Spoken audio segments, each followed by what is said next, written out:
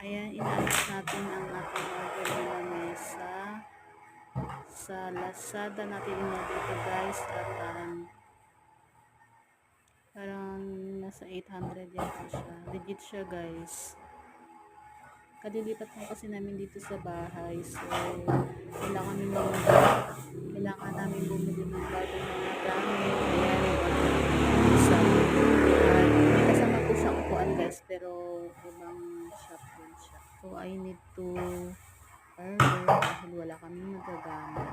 Is kami sa mga bangkito lang na upuan. Kaya, ayan, nag-order tayo kahit na medyo mahal ng konti pero super legit naman siya. Kaya siyang sira. Order na rin kayo para meron kayo ang extra table. Ayan, ang ganda niya, super ganda. Thank you.